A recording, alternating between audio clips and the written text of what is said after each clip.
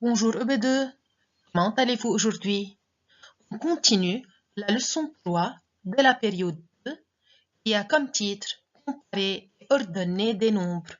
Nos objectifs sont d'ordonner des nombres et d'ajouter 100 à un nombre, page 50-51 du livre de maths.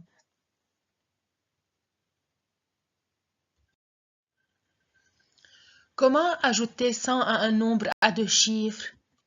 Exemple, si j'ai le nombre 36, je veux lui ajouter 100. Alors, je dois regarder le chiffre des centaines. Où est le chiffre des centaines ici? Il n'y a pas. C'est-à-dire comme s'il y a un 0 ici. C'est le chiffre des centaines. Je veux lui ajouter 1. Alors, j'obtiens le nombre 136. Je répète. Lorsque je veux ajouter 100 à un nombre à deux chiffres, je regarde le chiffre des centaines, qui est 0, puisque c'est un nombre à deux chiffres. 0 plus 1, j'obtiens le nombre 136. Lorsque j'ajoute 100 à un nombre, le chiffre des unités reste le chiffre des unités tel qu'il est. Puis, le chiffre des dizaines reste le même. Et enfin, j'ajoute 1 au chiffre des centaines. Maintenant, je veux ajouter 100 à un nombre à trois chiffres. Par exemple, j'ai le nombre 182. Quel chiffre je regarde, EB2, si je veux ajouter 100? Le mot 100, sur quel chiffre il me montre? Il me montre sur le chiffre des centaines, qui est le 1. Alors, j'ajoute 1 au chiffre des centaines. J'obtiens le nombre 282.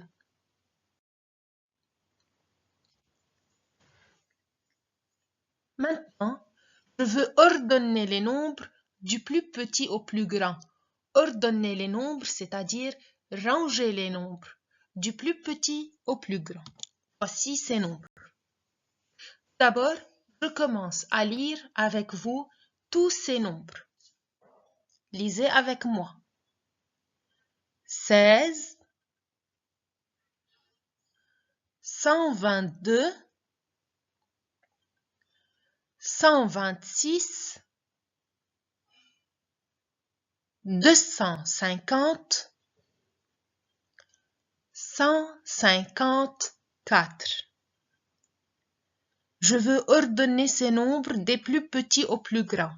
Alors, directement, je remarque qu'il y a un seul nombre à deux chiffres et les autres sont à trois chiffres. Alors, c'est le plus petit nombre. Alors, j'écris 16, le plus petit nombre. C'est le plus petit. Puis, je veux écrire un signe. Le crocodile va ouvrir sa bouche pour manger le plus grand. Le plus grand doit être ici. Quel est le nombre le plus grand que 16? Je regarde ces nombres.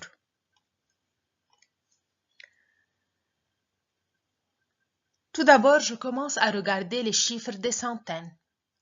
Ce chiffre des centaines est 1. Pour 126, le chiffre des centaines est 1. Pour 250, le chiffre des centaines est 2. Pour 154, le chiffre des centaines est 1.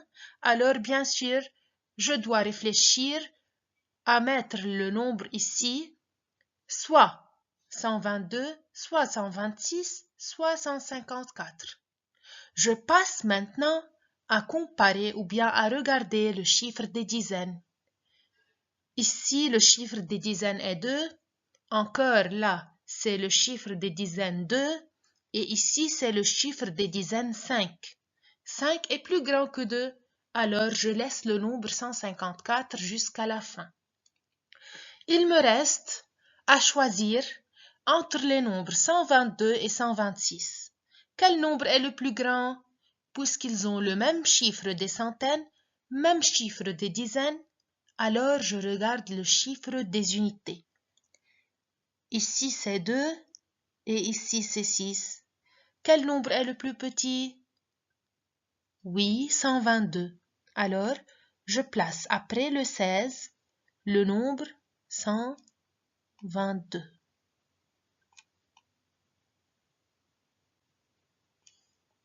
Puis, je mets un signe plus grand.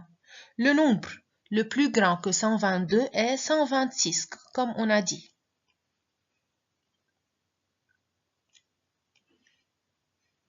Puis, après 126, on a 154. Le chiffre des dizaines est 5, plus grand que 2. Et dernièrement, on a le nombre 250, puisque son chiffre des centaines est 2. C'est le plus grand. Et je termine par un point. Alors, les nombres par ordre croissant, ou bien du plus petit au plus grand sont 16, 122, 126, 154, 250. Faites attention EB2. Après que j'ordonne les nombres, je fais un dernier regard. Est-ce que c'est correct mon travail? Oui, c'est correct. Merci de votre attention. Vous avez un devoir, les numéros 3, 6 et 7 à la page 51 du livre de maths. Bon travail!